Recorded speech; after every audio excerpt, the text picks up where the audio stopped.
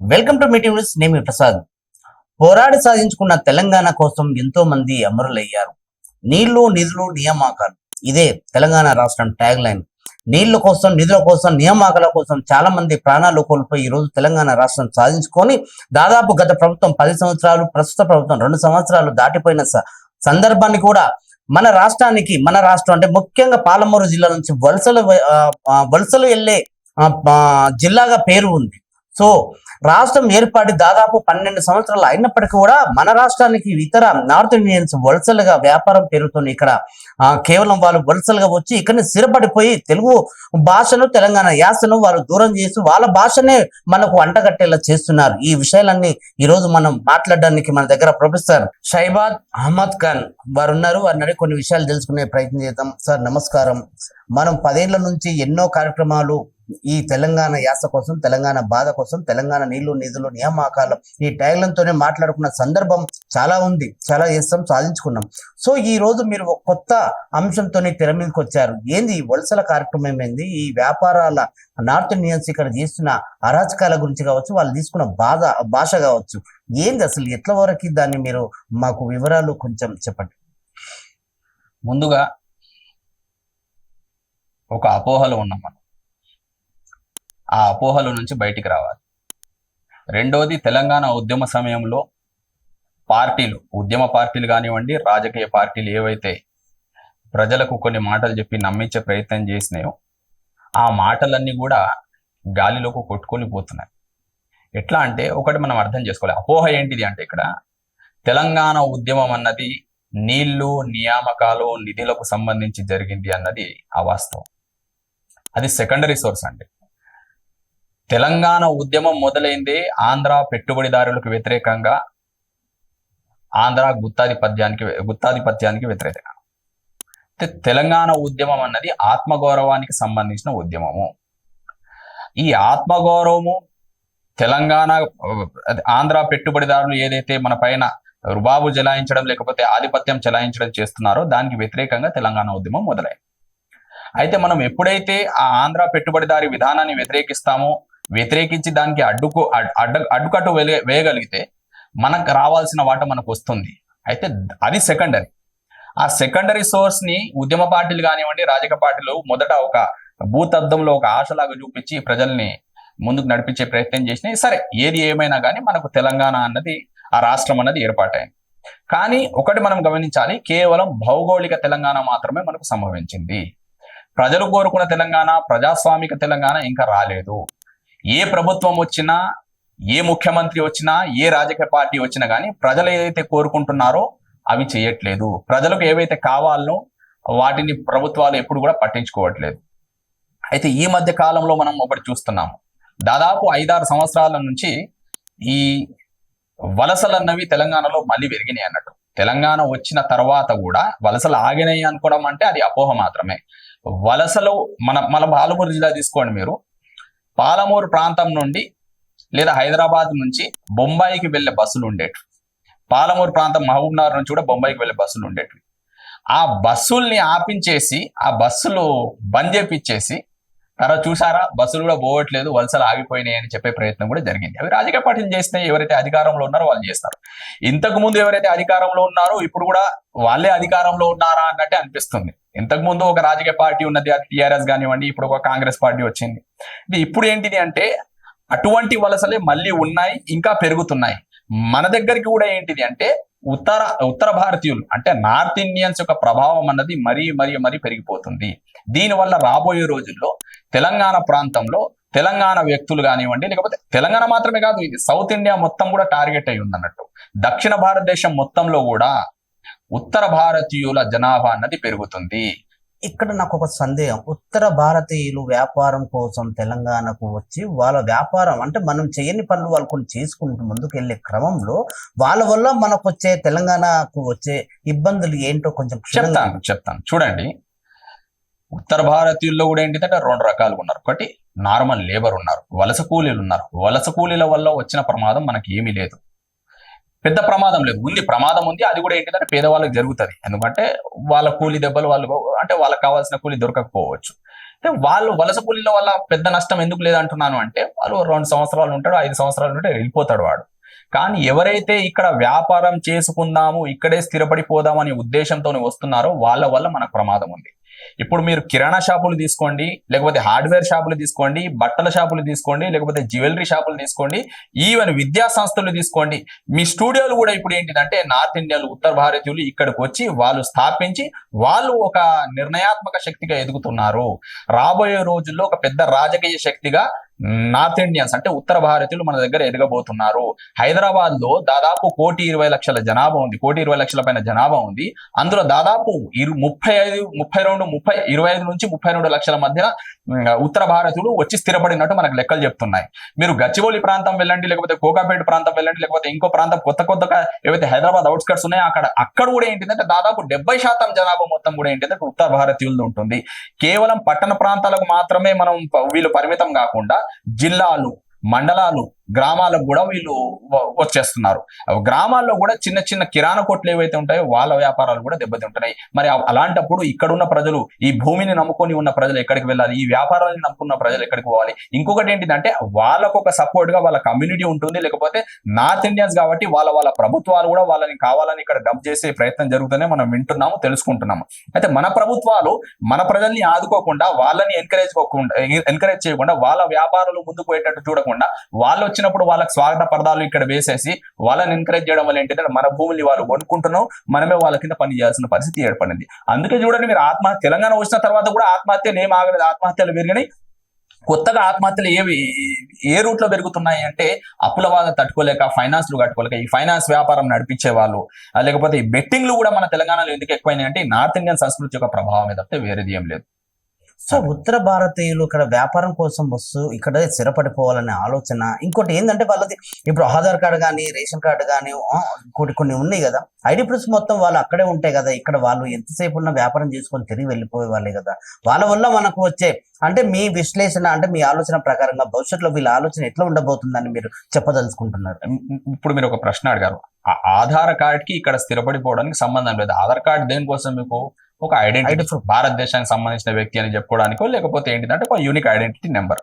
Voter ID ఉన్నా కానీ వాడు ఏమంటారు, సమయం వచ్చినప్పుడు పోతాడు, అక్కడ ఓటు వేసి వస్తాడు. కానీ మనం దాదాపు ఒక తెలంగాణ అంటే 2014 తర్వాత మీరు చూడండి, వచ్చిన వాళ్ళు మళ్ళీ తిరిగి వెనక్కి వెళ్ళలేదు.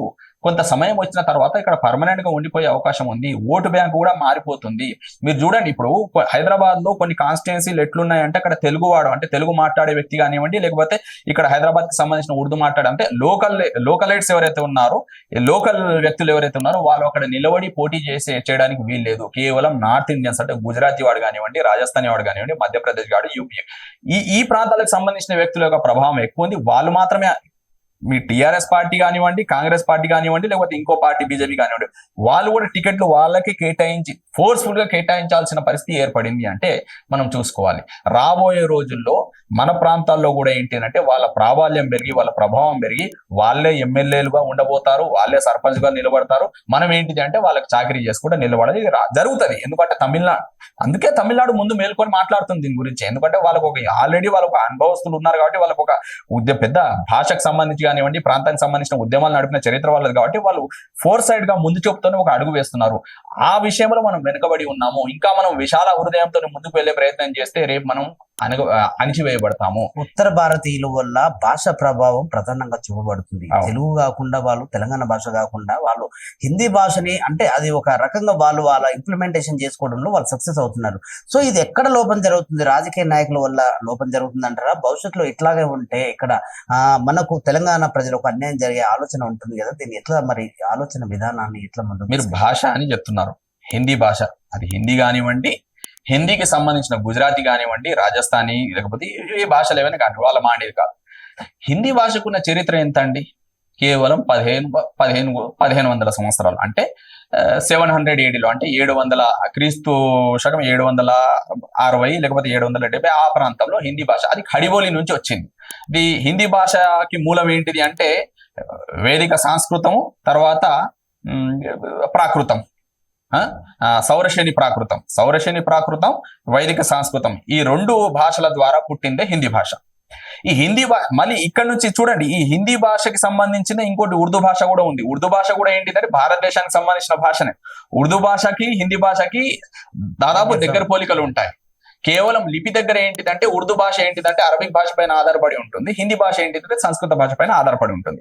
మరి హిందీ భాష బలవంతంగా రుద్దే ప్రయత్నం జరుగుతుంది. ఆ కుట్రని మనం అర్థం చేసుకుంటే అర్థమవుతుంది మనకి. మన దగ్గర ఎంత అధ్వానమైన పరిస్థితి అంటే ఏ ప్రభుత్వం వచ్చినా కానీ తెలుగు భాషని పట్టించుకోలేదు. తెలుగు తప్పనిసరి అని చెప్పినారు. ఎన్ని పాఠ్యాంశాల్లో లేకపోతే ఎన్ని పాఠశాలల్లో ఎన్ని కాలేజీల్లో తెలుగు తప్పనిసరిగా బోధిస్తున్నారో ప్రభుత్వం లెక్కలు చెప్పాలి. కావాలని తెలుగు భాషని నిర్లక్ష్యం చేస్తున్నారు. దీనికి ప్రభుత్వ సహకారం ఉంది. ఎందుకు అంటే పెద్ద పెద్ద విద్యా సంస్థలు కానివ్వండి, పెద్ద పెద్ద కంపెనీలు అన్ని కూడా హిందీ భాషకు సంబంధించిన వాళ్ళవి ఉన్నాయి. గుజరాతీలకు సంబంధించి లేకపోతే నార్త్ ఇండియన్స్ కి సంబంధించినవి ఉన్నాయి అన్నట్టు. వాళ్ళు ఏంటిదంటే ఎప్పుడైనా చూడండి, కార్పొరేట్ విధానం లేదా వలసవాద విధానం లేకపోతే పెట్టుబడిదారి వ్యవస్థ ఏం చేస్తుంది అంటే ముందు భాష పైన దాడి చేస్తుంది, తర్వాత వాళ్ళ చరిత్ర పైన దాడి చేస్తుంది, తర్వాత వాళ్ళ సంస్కృతి పైన దాడి చేస్తుంది. ఇప్పుడు మన భాష అంటే నువ్వు తెలుగు అన్న భాషని నువ్వు మర్చిపోవాలి, లేకపోతే నీ మాతృభాష తమిళం ఉంటే ఆ తమిళాన్ని నువ్వు మర్చిపోవాలి, లేకపోతే కన్నడం ఉంటే కన్నడాన్ని మర్చిపోవాలి. ఎందుకు అంటే నా భాషను నేర్చుకోవాలి. ఎందుకంటే వాని యొక్క ఆలోచన విధానంలోకి నువ్వు రావాలి అంటే వాని యొక్క కల్చర్ నీ పైన రుద్దాలి. వాని కల్చర్ నీ పైన రుద్దాలి అంటే ముందుగా నీ కల్చర్ ని వాడు తుడిచివేయాలి. ఆ ప్రయత్నంలోనే ఏంటిది అంటే తెలుగు భాష కనుమరుగవుతుంది. తెలుగు భాష ఎందుకు కనుమరుగవుతుంది అంటే గవర్నమెంట్ లేదా తెలుగు భాషకు సంబంధించిన వ్యక్తులు ఎవరైతే ఉన్నారో దానిపైన నిర్లక్ష్యం వహిస్తున్నారు. ఎందుకు నిర్లక్ష్యం అంటే గవర్నమెంట్ కూడా ఏంటిదంటే కార్పొరేట్ పెట్టుబడిదారుల చేతుల్లో ఉంది. కార్పొరేట్ పెట్టుబడిదారులు మన దేశంలో దాదాపుగా ఏంటిదంటే అదానీలు, అంబానీలు, లేకపోతే పెద్ద పెద్ద వాళ్ళు, టాటాలు, బిర్లాలు అంతా కూడా ఏంటిది నార్త్ ఇండియన్స్. అందుకే కదా అంగ్రేజోడు వచ్చినప్పుడు అంటే బ్రిటిషర్లు వచ్చినప్పుడు కూడా ఏంటిదంటే భాషను వృద్ధి ప్రయత్నం చేస్తారు. ఇక్కడ చరిత్రను సంస్కృతిని తుడిచివచ్చే ప్రయత్నం చేస్తారు అన్నట్టు.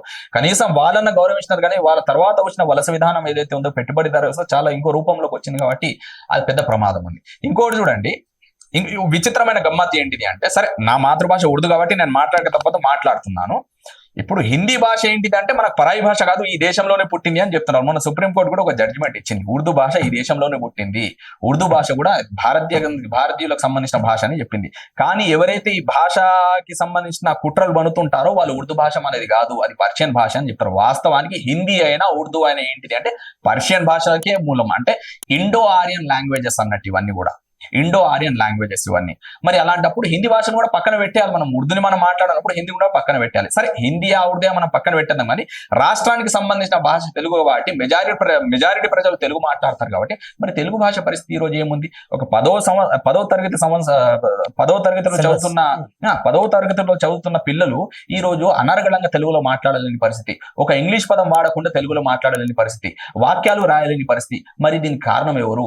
ప్రభుత్వాల, లేకపోతే ఆ విద్యా సంస్థల, లేకపోతే తల్లిదండ్రుల? ఒక ప్రొఫెసర్ గా మీ దృష్టికి చాలాసార్లు వచ్చింది ఈ విషయము. గత ప్రభుత్వం తీసుకున్నా, ప్రస్తుత ప్రభుత్వం తీసుకున్నా, ప్రభుత్వ పాఠశాలని కనుమరుగు చేసే ప్రైవేటు రంగాన్ని ముందుకు తీసుకెళ్లే ఆలోచనతోనే ఈరోజు ప్రభుత్వ పాఠశాలల్లో చాలా నిర్వీణం చేస్తున్న స్కూళ్ళ గురించి మీ ఆలోచన విధానం ఎట్లా ఉండదు? చూడండి, పెద్ద మాఫియాలు ఉన్నాయి. ఒకటి అన్నిటికంటే ప్రపంచవ్యాప్తంగా ఉన్న పెద్ద మాఫియా ఏంటిదంటే ఫార్మా మాఫియా, అంటే మెడికల్ మాఫియా. రెండో స్థానంలో ఏది ఉంది అంటే విద్యా వ్యవస్థ, అంటే విద్యా మాఫియా, ఎడ్యుకేషన్ మాఫియా ప్రపంచవ్యాప్తంగా. ఎందుకంటే పుట్టిన పిల్లల యొక్క తత్వాలు వాళ్ళకు అనుకూలంగా మార్చుకోవాలి. ఈ పిల్లవాడు పెద్దయ్యాక ప్రశ్నించే తత్వం వీనిలో రాకూడదు, లేకపోతే ఆలోచన విధానం అన్నది మాకు వ్యతిరేకంగా ఉండకూడదు అనుకోని వీళ్ళు ఏం చేస్తారు అంటే ఉన్న సిలబస్ కూడా ఏంటిదంటే వాళ్ళకి అనుకూలంగా రాస్తారు. ఆ సిలబస్ రాసే వాళ్ళు ప్రభుత్వం అని మనం చెప్తాం, కానీ ప్రభుత్వం ఎవరు చెప్పు చేతిలో ఉంది, ఎవరు చెప్పినట్టు నడుస్తుందా అనేది మనం చూసుకోవాలి. ఎందుకంటే చూడండి, సామాన్య ప్రజలకు కొన్ని డిమాండ్లు ఉంటాయి, కొన్ని అవసరాలు ఉంటాయి. ఆ అవసరాల కోసం, ఆ డిమాండ్ల కోసము చెప్పులు అరిగేంత వరకు తిరుగుతూనే ఉంటారు, కానీ ప్రభుత్వం చిత్తశుద్ధితోని వాళ్ళని పట్టించుకో. ఏవైతే డిమాండ్లు లేవో, లేకపోతే సామాన్య ప్రజలు ఏవైతే పట్టించుకోరో, లేకపోతే వాళ్ళకి అవసరం లేదు అనుకుంటారో ఆ ఆలోచన కూడా వాళ్ళ బుర్రల్లోకి రాదు. కానీ అటువంటి స్కీమ్లు కానివ్వండి, లేకపోతే అటువంటి అభివృద్ధి మోడళ్లు కానివ్వండి ప్రభుత్వం మన దగ్గరికి తెస్తుంది. ఇప్పుడు పెద్దగా ఔటర్ రింగ్ రోడ్లు అనేవి వేస్తుంది, లేకపోతే రీజనల్ రింగ్ రోడ్లు అని చెప్తే ఎక్కడి నుంచి వచ్చింది డిమాండ్? ఎవరి కోసం చెప్పండి? అంటే రైతుల భూములు లాక్కోవడము, తర్వాత బలవంతంగా రైతుల్ని జైల్లోకి పంపడము, రెండోది ఏంటిదంటే భూములకు సంబంధించిన వ్యాపారాలు చేయడం. ఇదేనా అభివృద్ధి? అంటే ఇది అభివృద్ధి కాదు కదా, ఇది ఒక దోపిడీ. అంటే దోపిడీ చేయడం, అంటే దోపిడీ అనే పదం ఏంటిదంటే అభివృద్ధికి పర్యాయ పదంగా మారిపోయింది. ఇప్పుడు మీరు అన్నారు దీనికి స్కూళ్ళల్లో ఏం జరుగుతుంది, విద్యా వ్యవస్థ ఎట్లుంది అంటే, అసలు విద్యా వ్యవస్థ ఎక్కడుంది చెప్పండి. విద్య అంటేనే అర్థం తెలియని పరిస్థితి ఈ రోజు. చాలా మంది ఇప్పుడు ప్రభుత్వం ఏ విధంగా పనిచేస్తుంది, లేకపోతే ప్రభుత్వాలు ఏ విధంగా మాట్లాడుతున్నాయి అంటే, నువ్వు ఫలానా స్కూల్ కి వెళ్ళి చదువుకుంటే, లేకపోతే ఫలానా డిగ్రీ తీసుకుంటే నీకు ఈ ఉద్యోగం వచ్చేస్తుంది అన్నట్టు ప్రవర్తిస్తున్నారు. తల్లిదండ్రులు కూడా అదే అపోహలో, అదే భ్రమలో ఉండిపోయినారు అన్నట్టు. వాస్తవానికి మనం గమనించాల్సింది ఏంటంటే, చదువు అన్నది, విద్య అన్నది వేరు. మనము విద్య దగ్గరికి వెళ్ళినప్పుడు విద్యకు కొన్ని నిర్దేశిత లక్ష్యాలు ఉన్నాయి. విద్య యొక్క లక్ష్యం అన్నది ఉద్యోగం కాదు. ఒకవేళ మనము విద్యావంతులుగా మారితే ఉద్యోగాలు వస్తాయి అనుకునే భ్రమలు మనం ఉంటే, మరి ఎవరెవరైతే డిగ్రీలు తీసుకొని ఉన్నారో, ఎవరైతే చదువుకున్నారో ప్రతి ఒక్కరికి ఉద్యోగాలు రావాలి. ఎందుకు రావట్లేదు? రావు. వాస్తవానికి విద్య అన్నది మనల్ని మనం సంస్కరించుకోవడానికి, మానవత్వాన్ని పెంపొందించుకోవడానికి, రాబోయే ప్రమాదాన్ని ఎదుర్కోవడానికి విద్య కొన్ని మనకు బుద్ధుల్ని నేర్పుతుంది. విద్య కొన్ని మనకు ఏంటిదంటే కొన్ని సాధనాల్ని మనకు చూపిస్తుంది అన్నట్టు. అవి తీసుకొని మనం జీవితాల్లో ఎట్లా నిలబడాలి, ఎట్లా ముందుకు వెళ్ళాలి, మానవ సంబంధాలు ఎట్లున్నాయి అది నేర్చుకోవాలి. కానీ ఉద్యోగం కోసం నిర్దేశించబడింది విద్య అని ఎవడైనా చెప్తే అది అపోహ, వాడు మిమ్మల్ని మోసం చేస్తున్నాడు అన్నట్టు. అయితే ఈ రోజు స్కూళ్ళు కానివ్వండి, పెద్ద పెద్ద కార్పొరేట్ కాలేజీలు కానివ్వండి, లేకపోతే విద్యా సంస్థలు ఏవైతే ఉన్నాయో అవన్నీ కూడా ఏంటిదంటే ప్రభుత్వానికి లేకపోతే రాజకీయ పార్టీలు కమిషన్లు ఇస్తాయి అన్నట్టు. అందుకే వాళ్ళు చెప్పినట్టు ప్రభుత్వాలు వింటున్నాయి అన్నట్టు. ప్రభుత్వాలు అందుకే ఏం చేస్తున్నాయంటే సామాన్య ప్రజలకు మోసం చేస్తున్నాయి అన్నట్టు. అంటే ఈ మోసంలో భాగస్వాములు ఏంటంటే ప్రభుత్వాలు, రెండోది ఆ విద్యా సంస్థలు నడిపే వ్యక్తులు ఉంటారు అన్నట్టు. ఆ విద్యా సంస్థలో ఉండే వ్యక్తులు కూడా ఏంటిదంటే ఆ విద్య వ్యాపారం అయిపోయింది కాబట్టి వాళ్ళ వ్యాపారం చేయడం అది కాబట్టి లేనిపోని భ్రమలు కూడా పిల్లల్లో సృష్టించడం, తల్లిదండ్రుల్ని కన్విన్స్ చేసే ప్రయత్నం చేస్తున్నారు అన్నట్టు. అయితే దీని వల్ల ఏం జరుగుతుంది అంటే, ఇప్పుడున్న విద్యా వ్యవస్థ వల్ల ప్రశ్నించే తత్వం అన్నది పిల్లల్లో లేకుండా పోతుంది.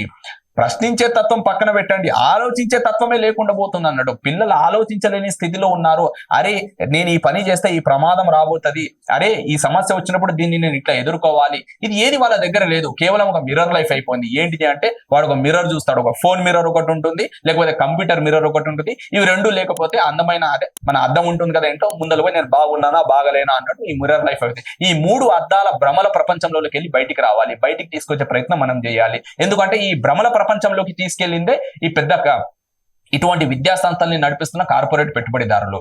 ఈ భ్రమల ప్రపంచంలోకి వాళ్ళని ఎవరు నెట్టేసినారంటే ఈ ప్రభుత్వం.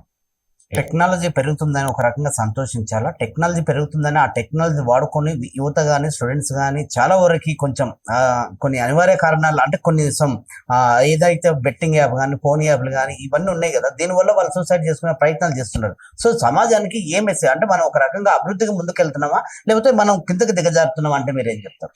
టెక్నాలజీ పెరుగుతుంది అంటే మనం సంతోషించాలా, బాధపడాలా అని మీరు అడుగుతున్నారు. అనవసరమైన టెక్నాలజీ, మనకు పనికిరాని టెక్నాలజీ పెరుగుతుంది కదా అన్నది మనం దృష్టిలో పెట్టుకుని దాని గురించి ఆలోచించాలి, బాధపడాలి. అటువంటి టెక్నాలజీ మనం ఎందుకు స్వీకరించాలి?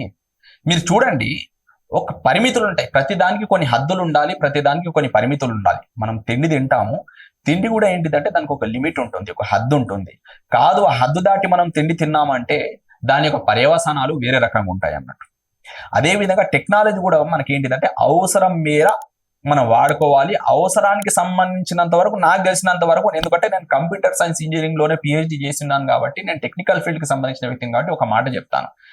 మనకి ఎంతవరకు అయితే అవసరమో అటువంటి టెక్నాలజీ ఎప్పుడూ వచ్చేసింది. అది 2010, 2009 వరకే చాలు. దాని తర్వాత ఏదైతే టెక్నాలజీ మన దగ్గరకు వస్తుందో అది కేవలం ఏంటిది అంటే వ్యాపారస్తులని పెద్ద పెద్ద వ్యాపారంగా మార్చే ప్రయత్నంలో భాగంగానే ఈ టెక్నాలజీ వస్తుంది. అంటే వ్యాపారానికి సంబంధించిన టెక్నాలజీ మనుషుల్ని మోసగించడానికి లేదా మనుషుల్ని యొక్క భ్రమలోకి నెట్టివేసి వాళ్ళు లాభాలు దండుకోవడానికి పనికొచ్చే టెక్నాలజీ మాత్రమే తప్పితే నిజంగా ప్రజల అవసరాలు తీర్చడానికి పనికొచ్చే టెక్నాలజీ లేదు. మెడికల్ ఫీల్డ్ లో కానివ్వండి, లేకపోతే ఈ ఫార్మా ఫీల్డ్ లో ఏదైతే మనం టెక్నాలజీ వాడుతున్నామో అటువంటి టెక్నాలజీని మనం అప్రిసియేట్ చేయొచ్చు. కానీ ఇప్పుడు మనకు అనవసరమైన ఈ ఫోన్లలో వచ్చిన టెక్నాలజీ, స్మార్ట్ ఫోన్ల పేరుతోని, లేకపోతే పెద్ద పెద్ద యాప్ల పేరుతోని, లేకపోతే ఇన్స్టాగ్రామ్, ఇవన్నీ టెక్నాలజీ పనికిరాని టెక్నాలజీ. చాలా ఇది ఏంటిదంటే మనిషి యొక్క బుర్రలు పని చేయకుండా, అంటే మనిషి యొక్క ఆలోచన విధానానికి అడ్డుకట్ట వేస్తుంది. సరైన మార్గంలో మనం వెళ్ళాలా లేదా అని ఆలోచించే ప్రయత్నం ఏదైతే చేస్తామో ఆ ప్రయత్నం రాకుండా ఆపేస్తుంది అన్నట్టు. మొత్తానికి ఒక రెండోది సబ్జెక్ట్ ఏంటంటే HSU భూములు ఈ రోజు ఆక్రమణకు గురవుతున్నాయి అని కొందరు యూనివర్సిటీ స్టూడెంట్స్ కూడా, సెంట్రల్ యూనివర్సిటీ స్టూడెంట్స్ కూడా చాలా వరకు ధర్నాలు ఇవన్నీ కార్యక్రమాలు చేసి చివరికి ప్రభుత్వం దాన్ని హ్యాండ్ ఓవర్ చేసుకున్న సందర్భంలో దీని మీద మీ ఆలోచన విధానం ఎట్లా? చూడండి, ప్రభుత్వాలు ఇంతకుముందు ఉన్న పాత ప్రభుత్వం TRS ప్రభుత్వం కానివ్వండి, ఇప్పుడున్న కాంగ్రెస్ ప్రభుత్వం, రేపు ఇంకో ప్రభుత్వం, ఎందుకంటే పరిస్థితి అట్లా మార్చివేయబడింది, అట్లా తెచ్చుకున్నారు నెత్తి మీద. ఏంటిది అంటే భూములకు సంబంధించిన సమస్యలన్నీ లేదా భూములకు సంబంధించిన అభివృద్ధి మోడల్ వెనుకనే ప్రభుత్వం పరిగెడుతుంది అన్నట్టు. వాస్తవానికి ప్రభుత్వానికి సంబంధించిన భూములు ఏవైతే ఉన్నాయో అవన్నీ కూడా ఏంటంటే ప్రభుత్వం కేవలం పాలించే స్థాయి లేక, పాలించే స్థోమత లేక, పాలించడం చేతగాక భూముల్ని అమ్మి డబ్బులు తెచ్చుకునే ప్రయత్నం చేస్తుంది. అయితే రాష్ట్రంలో ఉన్న భూములన్నీ ఇట్లానే అమ్ముకుంటా పోతే ప్రైవేట్ వ్యక్తులకు ధారాదత్తం చేస్తే రాష్ట్రాన్ని మీరు అమ్మేసినట్టు కాదా? రాష్ట్రం మొత్తం కూడా ప్రైవేట్ వ్యక్తుల చేతుల్లోకి పెట్టినట్టు కాదా? ఇప్పుడు మీరు హెచ్యుకి సంబంధించిన వ్యవహారం అని చెప్పినారు. దీంట్లో ఒక పెద్ద కుట్ర దాగి ఉంది, మనం ఒకటి అర్థం చేసుకోవాలి. అదేంటిది అంటే ఆ భలేరావు ఎవడైతే ఉన్నాడో వాని సంస్థకి అప్పట్లో చంద్రబాబు నాయుడు ఏంటిదంటే తెలంగాణకి బద్ద శత్రువు, తెలంగాణ ఉద్యమకారుల్ని పొట్టన పెట్టుకున్న పెద్ద దుర్మార్గుడు. ఇది చెప్పక తప్పదు. అక్కడ ఆ రాష్ట్రంలో ఏంటిదంటే చంద్రబాబు ముఖ్యమంత్రిగా ఉన్నాడు, మన రాష్ట్రంలో చంద్రబాబుకు శిష్యుడిగా ఉన్న వ్యక్తి ముఖ్యమంత్రిగా ఉన్నాడు. గురువు భక్తి చాటుకోవడానికి ఇప్పుడు మొండి పట్టుదలతోని చంద్రబాబుని ప్రసన్నం చేయడానికి, లేకపోతే చంద్రబాబుని సంతృప్తి పరచడానికి చేసే ప్రయత్నం అని ప్రజలు అనుకుంటున్నారు. నేను కూడా అనుకుంటున్నాను, చెప్తాను. ఎందుకంటే చూడండి, అప్పుడు రాజశేఖర్ రెడ్డి మళ్ళీ తిరిగి ఆ భూములు వెనక్కి తీసుకోవడం జరిగింది. రాజశేఖర్ రెడ్డి కూడా ఆ భూములు తిరిగి వెనక్కి తీసుకున్నాడు అంటే ఏదో ప్రజల కోసం లేక ఆయనకు సంబంధించిన వ్యక్తులకు ఇవ్వడానికి తీసుకున్నాడు. సరే, దాని తర్వాత అది కేసు నడవడం, కేసుకి సంబంధించిన తీర్పు మొన్న వచ్చింది మనం చూస్తాం. అది ఏంటంటే ప్రభుత్వ భూమి అని చెప్పింది. ఈ విషయంలో యూనివర్సిటీ వాళ్ళు చేసిన పొరపాటు ఏంటిది అంటే ఒక పార్టీగా చేరకపోవడము. మా దగ్గర నుంచి భూమి తీసుకుంది ప్రభుత్వం, వాస్తవానికి అది మాకు సంబంధించిన భూమి, కావున మమ్మల్ని కూడా ఒక పార్టీగా చేర్పించండి అన్నట్టు వాళ్ళు ప్రయత్నాలు చేయలేదు. ఎందుకంటే అక్కడ ఉన్న వీసీలకు కూడా కొన్ని పరిమిత అధికారాలు ఉన్నాయి. సరే, వాళ్ళ ఉద్యోగం కోసమో లేకపోతే ఉద్యోగ భద్రత పేరుతో వాళ్ళు భయపడ్డారా, లేకపోతే వాళ్ళు కూడా ఇందులో కుట్రలు భాగస్వాములు అయినారా పక్కన పెడదాం. ఎప్పుడైతే ఈ తీర్పు వచ్చిందో ప్రభుత్వం మళ్ళీ ఆ భూమి దగ్గరికి వెళ్లే ప్రయత్నం చేసినప్పుడు రివర్స్ యాక్షన్ అన్నది జరిగింది. అవునా? అయితే ఇక్కడ చూడాలి, ఇది జరిగే సందర్భంలో ప్రభుత్వం కూడా ఏంటిదంటే వాళ్ళని ముందుగా చర్చలకి పిలవకుండా హడావుడిగా ఏంటిదంటే అక్కడ ఉన్న అడవి ప్రాంతం కానివ్వండి, లేకపోతే చెట్లను గిట్టడం చేసింది. సరే, అది జింకలు ఉన్నాయా నెమలు ఉన్నాయా పక్కన పెడదాం. జింకలు లేవు కదా అని ప్రభుత్వం చెప్తుంది. జింకలు ఉన్నా లేకుండా సంబంధం లేదు, ఎందుకంటే జింకలు ఉంటేనే మీరు దాన్ని కాపాడతారా అంటే మనం చెప్పేది ఏంటిదంటే ఇప్పటికే హైదరాబాద్ లో గ్లోబల్ వార్మింగ్ పెరుగుతుంది. పెద్ద పెద్ద మేడల పేరుతోని పెద్ద కార్పొరేట్ వ్యవస్థల కోసం మీరు ఏం చేస్తున్నారు, భూములు ధారాదత్తం చేసి అక్కడ హైదరాబాద్ లో డ్రగ్ మాఫియా ఉంది, మొత్తం అంటే ఫార్మా మాఫియా ఉంది, కార్పొరేట్ అంటే సాఫ్ట్వేర్ మాఫియా ఉంది. ఆ పెద్ద మేడలు కడుతున్నారు. ఆ ప్రాంతం మొత్తం కూడా ఏంటి, ఎస్పెషల్లీ మీరు వెళ్ళి చూడండి ఒకసారి, ఆ గచ్చిబౌలి, కోకాపేట్, నానక్రామ్ కూడా మనం వెళ్ళినట్లయితే ఒక కొత్త ప్రపంచం కనిపిస్తుంది. వాళ్ళ బతుకులు ఎక్కడున్నా, లోపల చచ్చిండా బతికినా ఏం తెలియని పరిస్థితి మనకు. అయితే ఇక్కడ ఈ భూములకు సంబంధించిన వ్యవహారంలో ఏంటిదంటే 400 ఎకరాలు అని చెప్తున్నారు. ఈ 400 ఎకరాలు కూడా ఏంటిది అంటే చంద్రబాబుకి మళ్ళీ ఇక్కడ ముఖ్యమంత్రికి సంబంధాలు ఉన్నాయి కాబట్టి చంద్రబాబు ఈగో హర్ట్ అయింది. అప్పట్లో నా దగ్గర నుంచి రాజశేఖర్ రెడ్డి భూములు తీసుకున్నాడు కాబట్టి మళ్ళీ ఆ భూములు నాకే వచ్చేటట్టు నేను చేసుకుంటాను, నాకు సంబంధించిన వ్యక్తులకు నేను అంటగడతాను, వాళ్ళకి మళ్ళీ వచ్చేటట్టు చేస్తానని మాట చెప్పినాడు. కాబట్టి ఆయనకు అనుకూలంగా, ఆయనకి సంతృప్తి పరచడానికి ఇక్కడ ఉన్న ముఖ్యమంత్రి పనిచేస్తున్నాడు అనే భావనలో ప్రజలు ఉన్నారంటూ. అందుకే ఇంత మొండి పట్టుదలతో ప్రభుత్వం పోతుంది. అయితే ఈ వ్యవహారంలో మనం ఒకటి చూడాలి, ఎప్పుడైతే ఈ ఇష్యూ హార్డ్ గా నడుస్తున్నదో దాదాపు ఒక నెల క్రితం 15 రోజుల క్రితం ఎల్లో మీడియాలో అంటే చంద్రబాబుకి అనుకూలంగా రాతలు రాసే ఒక పత్రికలో ఏంటిదంటే 3 రోజులు కంటిన్యూస్ గా 3 రోజులు ఏంటిదంటే యూనివర్సిటీలకు సంబంధించిన భూముల గురించి కొన్ని స్టాటిస్టిక్స్ ఇస్తున్నాడు అన్నట్టు ఆ పత్రికలో. ఏమని, పెద్ద యూనివర్సిటీ అయిన క్యాంబ్రిడ్జ్ కి కూడా ఒక 300 ఎకరాలే ఉంది. ఆ జేఎన్యూ యూనివర్సిటీ అంత పెద్ద యూనివర్సిటీ, దానికి కూడా 410 ఎకరాలే ఉంది. లేకపోతే ఇక్కడ తమిళనాడులో అంత పెద్ద సెంట్రల్ యూనివర్సిటీ, దానికి 35 ఎకరాలే ఉంది. లేకపోతే ఇంకో యూనివర్సిటీ దీనికి ఇన్ని ఎకరాలే ఉంది. అంటే అక్కడ ఏంటిది అంటే ఒక మైండ్స్ ని మ్యానిపులేట్ చేసే ప్రయత్నం జరిగింది అన్నట్టు. అంటే ఆ మీడియా సంస్థ కూడా ఏంటిదంటే చంద్రబాబు నడిపిస్తున్న వ్యవహారాన్ని కొంచెం ముందుకు తీసుకెళ్లడానికి, లేకపోతే ఇక్కడ ప్రభుత్వం ఏదైతే మొండు పట్టుదలతోని పోతుందో ఆ పట్టుదల ప్రభుత్వానికి అనుకూలంగా మారడానికి ఒక ప్రయత్నం ఏం చేసింది అంటే న్యూట్రల్ గా ఎవరైతే ఉన్నారో ఈ వ్యవహారంలో అటువంటి పబ్లిక్ ని ఏంటిదంటే ప్రభుత్వం వైపు మలిచే ప్రయత్నం చేసింది అన్నట్టు.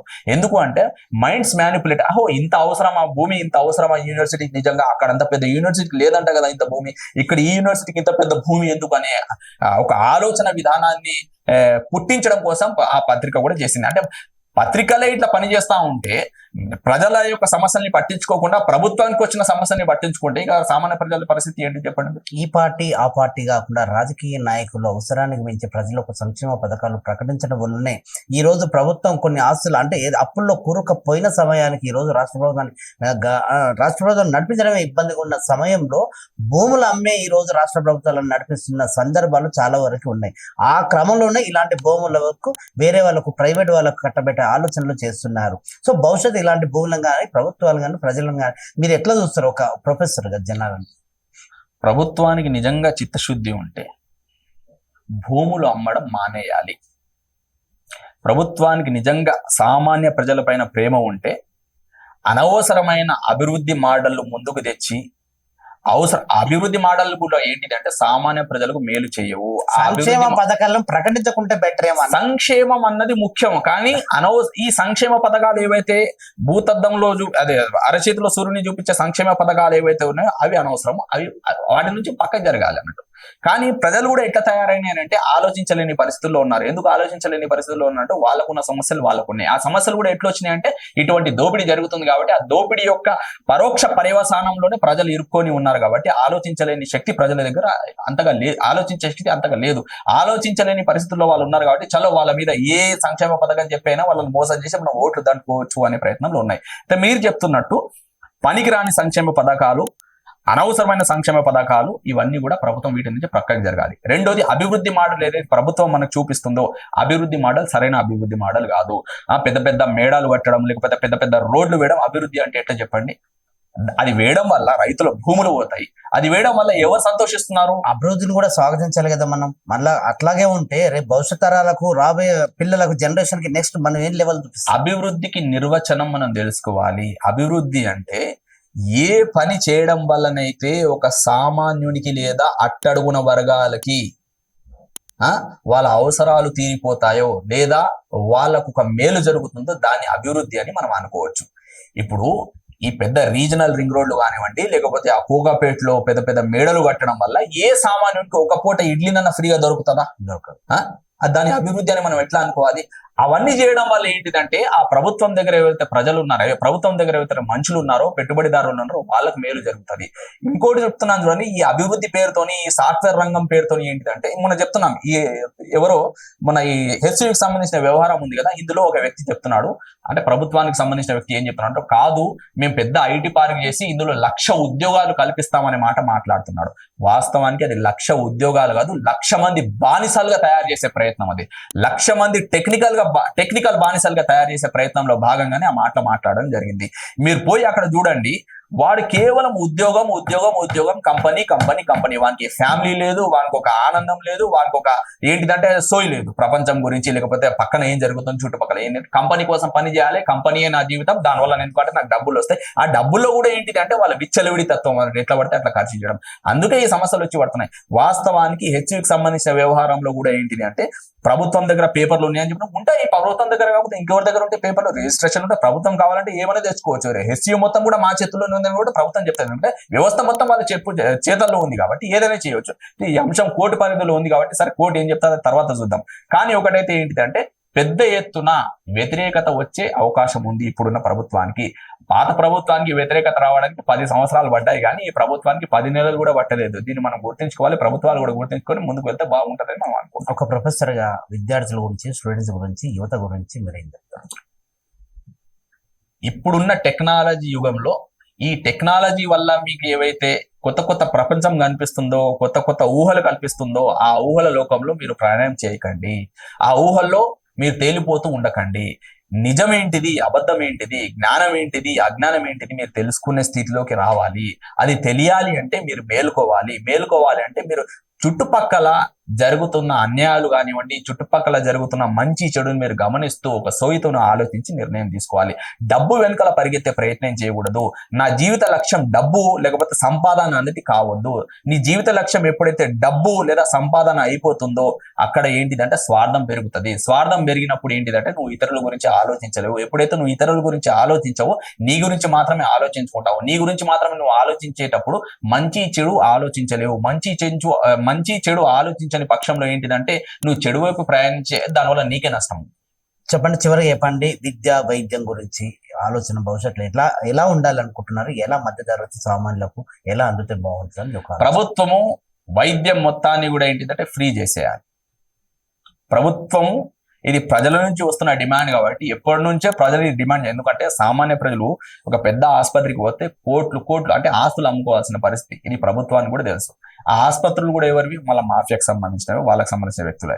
ఇది ప్రభుత్వం కావాలి అంటే ప్రభుత్వానికి నిజంగా పేద ప్రజలపైన లేకపోతే సామాన్య జనులపైన చిత్తశుద్ధి ఉంటే అది ఏ ప్రభుత్వం అయినా కానివ్వండి, ఏ పార్టీ అని కానివ్వండి, వైద్యాన్ని, విద్యని, వ్యవసాయాన్ని ఈ మూడింటిని నిర్లక్ష్యం చేయకూడదు. వైద్యాన్ని ఫ్రీ చేసేయాలి, విద్యని కూడా ఏంటిదంటే ఫ్రీ చేసేయాలి. ప్రభుత్వమే విద్యా సంస్థల్ని నడపాలి.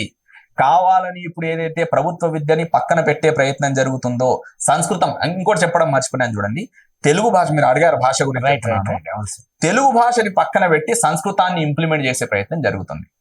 ఆ సంస్కృతం కూడా కేవలం దేనికోసం అంటే, ఎందుకు సమాధానం అడిగితే అక్కడ ఉన్న ఆఫీసర్లు ఏం చెప్తారు, మార్కులు బాగా వస్తాయి సార్ అని చెప్తారు. అంటే మార్కులు బాగా వచ్చిన వాళ్ళకి మీరు చేసేది ఏంటిది? సరే, మార్కుల వల్ల మీరు చేస్తున్నది ప్రభుత్వం ఒక్కటి చెప్పాలి, పిల్లలకి మీరు మార్కుల కోసం చదివిపిస్తున్నారా?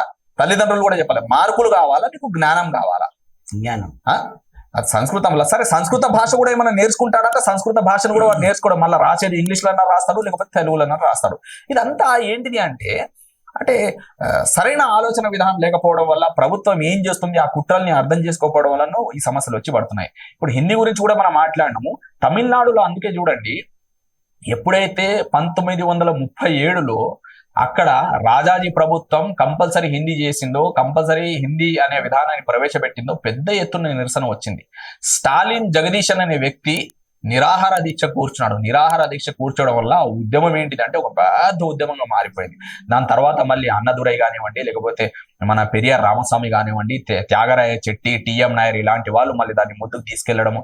తర్వాత ఏంటిదంటే అప్పటికీ ఆ రాజాజీ మొండి పట్టుదలతోని ఉన్నాడు కాబట్టి తర్వాత ఏమైంది, 39లో ఇక్కడ ఉన్న బ్రిటిష్ ప్రభుత్వం రెండో ప్రపంచ యుద్ధంలో పాల్గొంటుంది కాబట్టి దానికి నిరసనగా రాజాజీ ప్రభుత్వంలో రాజాజీ ఏం చేస్తున్నాడంటే రాజీనామా చేసినాడు. రాజీనామా చేసిన తర్వాత ఆ ప్రభుత్వం పడిపోయింది. ప్రభుత్వం పడిపోయిన తర్వాత అక్కడ గవర్నర్ గా ఎవరైతే ఎరిక్సన్ ఉన్నాడో, ఎరిక్సన్ ఏం చెప్పినాడు అంటే, సరే మీ డిమాండ్ ఏంటిది, హిందీ భాషని కంపల్సరీ చేయకూడదు, మేము చెయ్యము అన్నట్టు హిందీని పక్కన పెట్టడం జరిగింది.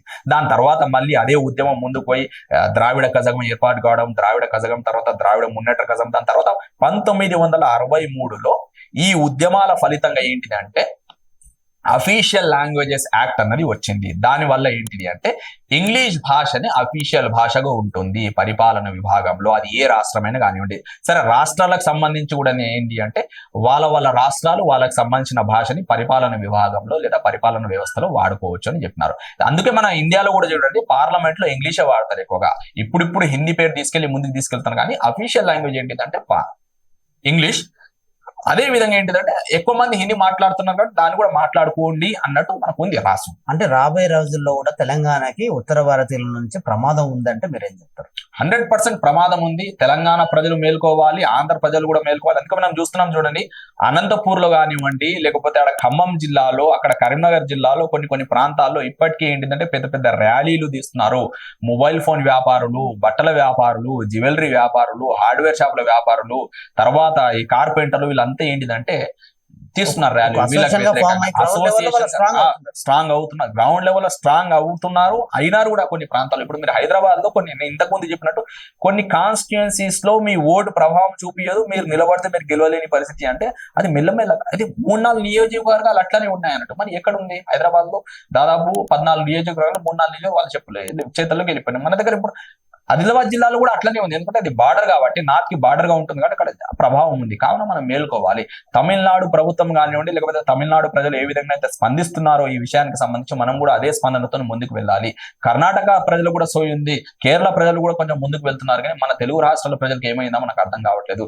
తెలుగు రాష్ట్రాల ప్రజలు చాలా చైతన్యవంతులు కాబట్టి, ఇంత పెద్ద తెలంగాణ ఉద్యమాన్ని కూడా మనం నడిపించే చరిత్ర మనకు ఉంది కాబట్టి మనం మేలుకొని దీనికి కూడా వ్యతిరేకంగా మనం మాట్లాడే పరిస్థితి తెచ్చుకోవాలి. మనం ఏదైతే ఆధిపత్యం నుంచి బయటపడాలి అనుకున్నామో ఆ ఆధిపత్యం నుంచి బయటపడ్డాం అనుకుంటున్న సందర్భంలో మళ్ళీ ఒక పెద్ద ఆధిపత్యం, పెద్ద ప్రమాదం మనకు రాబోతుంది. ఆ ప్రమాదాన్ని కూడా మనం ఎదుర్కొనేటందుకు సిద్ధం కావాలి. పెనం మీద నుంచి లేచి పొయ్యి మీద పడ్డాము అన్నట్టు కాకూడదు మన బతుకు. అంటే మన రాజకీయ నాయకులు పట్టించుకోవట్లేదా, లేకపోతే తెలిసి కూడా వాళ్ళని ఇట్లా ముందుకు ఎంకరేజ్ చేస్తున్నారంటే? ఈ రెండు ఉన్నాయి. రాజకీయ నాయకులకు ఏం కావాలండి? డబ్బు కావాలి, వాళ్ళ వ్యాపారాలు కావాలి. వాళ్ళకు ప్రజలతో సంబంధం లేదు. ఓట్లతో సంబంధం ఉంటుంది. ఓట్లు వచ్చినప్పుడు మన ప్రజలు కూడా ఎట్లా తయారైనా అంటే రాజకీయ నాయకుడు చాలా తెలివిగా ఏం చేస్తాడు అంటే 5 సంవత్సరాల టర్మ్ ఉంటుంది కాబట్టి మద్యం మొత్తం ఫ్రీ చేసేస్తాడు, లేకపోతే మద్యం మొత్తం అంటే ప్రజలు చూడండి ప్రతి ఒక్కరు తాగుడు తలగాటు వాడు ఏంటిదంటే ఒక మత్తులో ఉన్నాడు. ప్రజలు ఏంటిది అంటే రాజకీయ నాయకులు ఏంటిది అంటే 4.5 సంవత్సరాల వరకు ఏంటిదంటే అధికార మత్తులో ఉంటారు అన్నట్టు. 4.5 సంవత్సరాల తర్వాత వాడు మేల్కొని అరే ప్రజల వల్ల మనం ఓడిపోయే ప్రమాదం ఉంది, మనం మళ్ళీ ఏం చేస్తాడు ఆ మిగతా నెలలు ఏవైతే మన సగం సంవత్సరం ఏదైతే ఉంటుందో ప్రజలకు ఆ మందుతో ఏంటంటే వాళ్ళు ఒక మత్తులో దిగిపోయేటట్టు చూస్తారు. ఆ మత్తులో చేరాని నేరం చేస్తారు, చేరాని తప్పు చేస్తారు. ఏం తప్పు చేస్తారంటే ఇలాంటి వాళ్ళకి మళ్ళీ ఓట్లు వేసి గెలిపించుకుంటారు అన్నట్టు. Thank you sir, thank you. చాలా విలువైన సమాచారం చెప్పారు మాకు. ఇదంటే మొత్తానికి ఈ వారం మనకు ప్రొఫెసర్ గారు ఒక విలువైన విషయాలు తెలంగాణ రాష్ట్రం ఏర్పడ్డాక మనం తీసుకున్న ఆలోచన విధానం, వలసల మీద, అట్లాగే మనకు ఏదైతే ప్రభుత్వ ఆస్తులు కాపాడుకోవాలి బాధ్యత అందరూ కూడా రాజకీయ నాయకులు కావచ్చు, సామాన్యులు కూడా కావచ్చు. ఏదైతే రాష్ట్రం విడిపోయినాక కూడా మనల్ని వలసలు తగ్గలేదు, పొలాలు అంటే ప్రభుత్వ ఆస్తులను కాపాడుకోలేకపోతున్నాం అనే దాని మీద ఈ రోజు మనకు వివరంగా ప్రొఫెసర్ గారు చెప్పుకునే ఆలోచన చేశారు. మొత్తానికి ఇదండి గ్రౌండ్ రిపోర్ట్ చూస్తున్నాం మీ టీవీ న్యూస్. మరో వారం మరో గెస్ట్ మరో అంశంతో మేము ముందుకు వస్తున్నాం మీ TV news. Thank you sir, thank you so much అండి.